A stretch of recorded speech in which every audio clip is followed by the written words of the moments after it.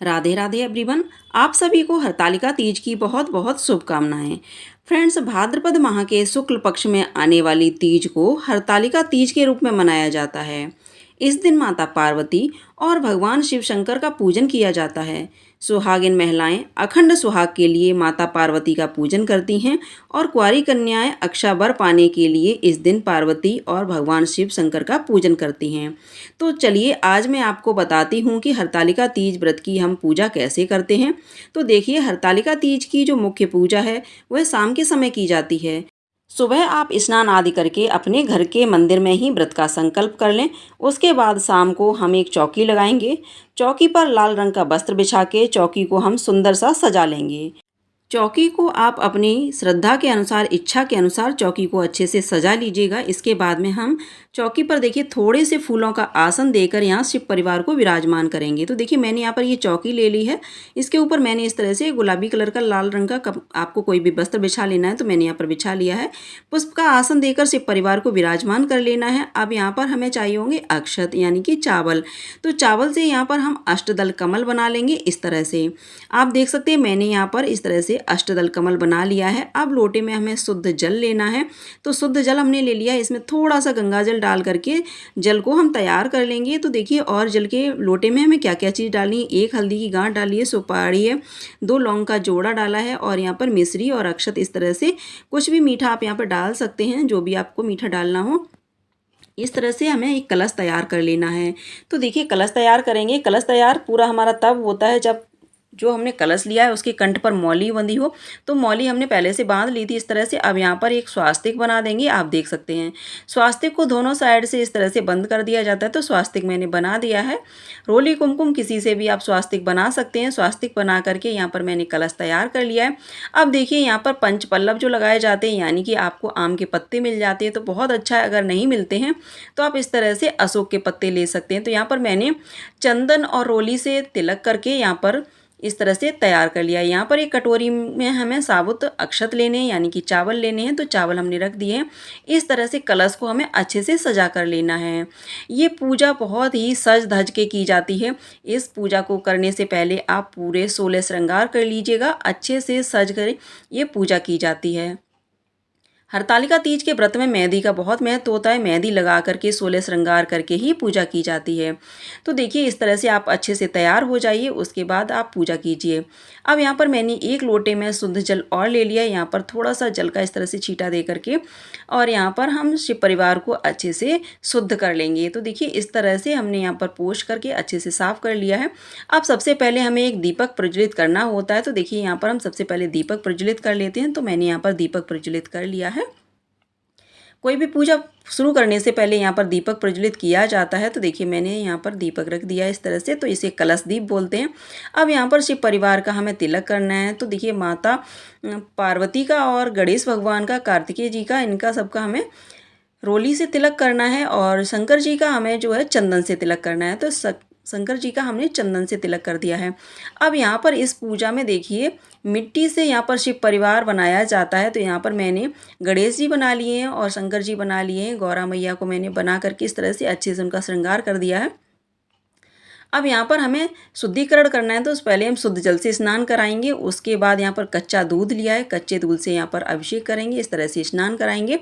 कच्चे दूध से स्नान कराने के बाद यहाँ पर हमें शुद्ध जल से स्नान कराना है। तो देखिए मैंने यहाँ पर गौरा माता का मैंने श्रृंगार कर दिया था। तो इस तरह से हल्का सा हमने पत्ते की हेल्प से यहाँ पर स्नान करा दिया है, शुद्धिकरण कर दिया है। देखिए अब यहाँ पर हमें स्नान कराने के बाद यहाँ पर हमें वस्त्र स्वरूप कलावा यहाँ पर समर्पित कर देना है। तो मैंने यहाँ पर वस्त्र स्वरूप कलावा समर्पित कर दिया है। इस तरह से आप देख सकते हैं। तो कलावा हमें समर्पित कर देना है। यहाँ पर जो शिव परिवार की तस्वीर है, मूर्ति आपके पास जो भी है, वहाँ पर भी आप इस तरह से कलावा समर्पित कर दीजिएगा। अच्छे से बिल्कुल प्रेम पूर्वक श्रद्धा भाव के साथ हमें यह पूजा करनी है। तो देखिए यहाँ पर जो दूध है इसे हम साइड में रख देंगे। यहाँ पर मैंने छोटे लोटे में एक अलग से जल रखा जाता है, तो वो मैंने रख लिया है। अब यहाँ पर हम चंदन से और रोली से यहाँ पर गणेश भगवान का तिलक करेंगे और यहाँ पर जो हमने पार्थिव शिवलिंग बनाई है शंकर जी की, यहाँ पर त्रिकुंड बना के इस तरह से ओम लिखते हुए आप यहाँ पर तिलक कर दीजिएगा अच्छे से। माता रानी को यहाँ पर चुनरी इस तरह से उड़ा देंगे। लहंगा पहले से पहना दिया था तो चुनरी को भी हम यहाँ पर उड़ा देते हैं। इस तरह से। तो बहुत ही प्रेम पूर्वक ये पूजा की जाती है और ये पूजा शाम के समय होती है। घर परिवार में अगर 2-4 लोग हैं तो सभी लोग जब इकट्ठे होते हैं तब ये पूजा की जाती है और ये पूजा करने में बहुत ही ज़्यादा आनंद आता है जब सब लोग इकट्ठे होकर के पूजा करते हैं, एक जगह एकत्रित होकर के।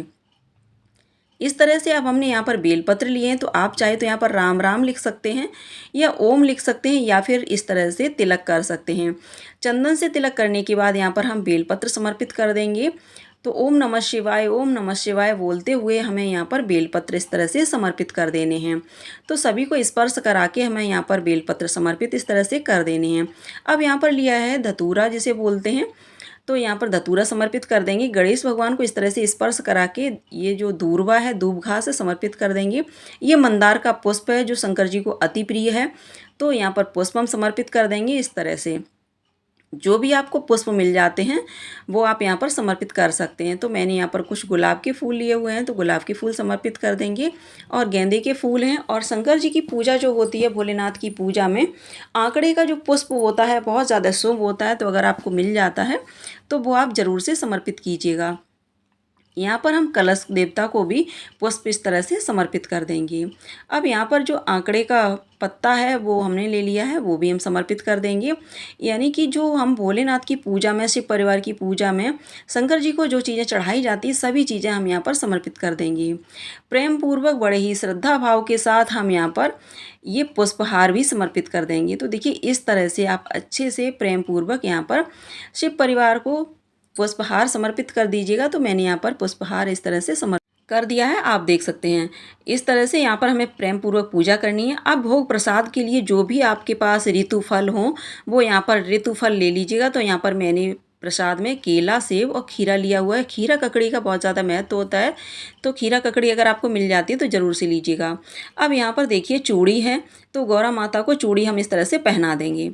और ये देखिए यहाँ पर चूड़ी हमने इस तरह से पहना दी हैं और बाकी का श्रृंगार का सामान जो है स्पर्श करा के हमें इस तरह से साइड में रख देना है। जो भी चीज़ आपने सामग्री ली हुई है उसे इस तरह से माता रानी को स्पर्श कराने के बाद आपको इधर साइड में इस तरह से रख देनी है। तो यहाँ पर मैंने श्रृंगार की सामग्री समर्पित कर दी है। अब कोई भी मिष्ठान आपने घर में बनाया हो या मार्केट से मंगाया हो, तो देखिए मैंने यहाँ पर ये छेना लिया हुआ है, तो छेने का यहाँ पर भोग प्रसाद इस तरह से हम समर्पित कर देंगे। सभी को स्पर्श करा के हम इधर साइड में रख देंगे। इस तरह से समर्पित कर देना है जो भी आपने भोग प्रसाद बनाया हो। तो इस तरह से मैंने यहाँ पर छेने का भोग प्रसाद समर्पित कर दिया है। बड़े ही प्रेम पूर्वक श्रद्धा भाव के साथ ये पूजा की जाती है। तो तन मन से समर्पित होकर के ये पूजा कीजिएगा। ये सौभाग्य की प्राप्ति के लिए पूजा की जाती है। अखंड सौभाग्य रहे, सुहाग हमारा अटल रहे, अमर रहे, इसलिए पूजा की जाती है। तो बड़े ही प्रेम पूर्वक हम यहाँ पर पूजा करेंगे। देखिए मैंने यहाँ पर एक दीपक अलग से जला लिया है और यहाँ पर धूप जो है वो हम इस तरह से दिखा देंगे भगवान को अच्छे से। और यहाँ पर जो काले चने होते हैं इन्हें भिगो कर रख दिया था मैंने शाम को। तो देखिए यहाँ पर भीगे हुए चने का जो भोग प्रसाद होता है वो बहुत ज़रूरी होता है, तो मैंने यहाँ पर भोग प्रसाद लगा दिया है। अब यहाँ पर देखिए इस तरह से जो भी सिंदूर होता है, जैसे कि शादी में जो जाता है सिंदूर, अगर वो है तो वो भी आप रख लीजिएगा, क्योंकि हम उसी से सुहाग देंगे और उसी से सुहाग लेंगे फिर माता रानी से। तो देखिए यहाँ पर एक हवन किया जाता है। हवन करने के लिए इस तरह से मैंने एक ये छोटा सा हवन कुंड ले लिया है। इस तरह से एक बर्तन में रख लेंगे और इसी से हम इसमें हवन कर लेंगे। तो सबसे पहले यहाँ पर कपूर रखेंगे। कपूर से आप हवन कर सकते हैं या फिर गाय के गोबर का जो उपला होता है उस कंडे से भी जला करके आप यहाँ पर हवन कर सकते हैं। तो फिलहाल मैंने यहाँ पर कपूर जला लिया है। इस तरह से कपूर जला करके यहाँ पर हम छोटा सा एक हवन कर लेंगे। हवन में आपको जो मंत्र आता है वो मंत्र बोलते जाइएगा और इस तरह से हम यहाँ पर बड़े ही प्रेम पूर्वक हवन कर लेंगे। तो 5-7 जैसी भी आपको आहुति आती हो, मंत्र आते हो, वैसे आप यहाँ पर छोटा बड़ा जैसा चाहे आप हवन कर सकते हैं। तो बड़े ही प्रेम पूर्वक आपको मंत्र बोलते हुए यहाँ पर एक हवन कर लेना है छोटा सा। तो देखिए मैंने यहाँ पर इस तरह से हवन कर लिया है, आप देख सकते हैं। तो इस तरह से हम इसमें लौंग का जोड़ा चढ़ा देंगे, जो हमने प्रसाद लिया है वो चढ़ा देंगे हवन में। अब यहाँ पर हमने हाथ में पुष्प लिए हैं और ये जो काले चने भीगे हुए थे वो लिए हैं। अब बड़े ही प्रेम पूर्वक हम यहाँ पर हरतालिका तीज की व्रत कथा सुनेंगे। व्रत कथा अगर हम यहीं पे सुनाएंगे तो वीडियो बहुत ज़्यादा लंबा हो जाएगा। व्रत कथा की जो वीडियो है वो हमारे चैनल पर अलग से है, अपलोड की हुई है, तो आप वहाँ पर जा कर के हरतालिका तीज की व्रत कथा सुन सकते हैं। अब बड़े ही प्रेम पूर्वक हम यहाँ पर आरती कर लेंगे। ओम जय शिव ओमकारा, स्वामी जय शिव ओमकारा। ब्रह्मा विष्णु सदा शिव अर्धांगी धारा। ओम जय शिव ओमकारा। एकानन चतुरानन पंचानन राजे, स्वामी पंचानन राजे। हंसासन गरुड़ासन वृषवाहन साजे। ओम जय शिव ओमकारा। इस तरह से मैं प्रेम पूर्वक आरती करने के बाद, जल से आचमनी देने के बाद यहाँ पर भगवान को हम इस तरह से आरती देंगे और खुद भी जितने लोग पूजा में बैठे हैं, परिवार में बैठे हैं, सभी को आरती लेनी है। अब यहाँ पर देखिए दक्षिणा हमें ज़रूर से समर्पित करनी है, क्योंकि हमारी पूजा में जो भी गलती हो जाती है, भूल चूक हुई हो, प्रभु मेरी पूजा में जो भी कमी रही हो, इससे यह कमी पूरी होती है। इसलिए यहाँ पर दक्षिणा आप ज़रूर से समर्पित कीजिएगा। प्रेम पूर्वक यहाँ पर सभी के चरण स्पर्श करेंगे, पैर छुएंगे और इस तरह से हाथ जोड़ करके प्रार्थना करेंगे, हे प्रभु मैंने आपकी पूजा सच्चे मन से, तन मन धन से की है, मेरी पूजा स्वीकार करना, पूजा में जो भी कमी रही हो उसे माफ़ करना। अब यहाँ पर जो हमने साड़ी यहाँ पर माता रानी को चढ़ाई है, पुण्य करने के लिए रखी है, श्रृंगार का सामान जो हमने लिया है, साड़ी ली है, वो आप अपने घर में किसी बड़े को दे सकते हैं। जैसे कि आप अपनी सास को दे सकते हैं, जेठानी को दे सकते हैं, ननद को दे सकते हैं, लेकिन मायके पक्ष में किसी को ये चीज़ श्रृंगार की दान नहीं की जाती है। ये थी हरतालिका तीज की पूजा विधि। मैंने आप लोगों के साथ हरतालिका तीज की पूजा विधि शेयर की है। अगर आपको जानकारी जरा सी भी अच्छी लगी हो, वीडियो पसंद आया हो, तो वीडियो को लाइक शेयर करके चैनल को सब्सक्राइब जरूर कर लीजिएगा। धन्यवाद।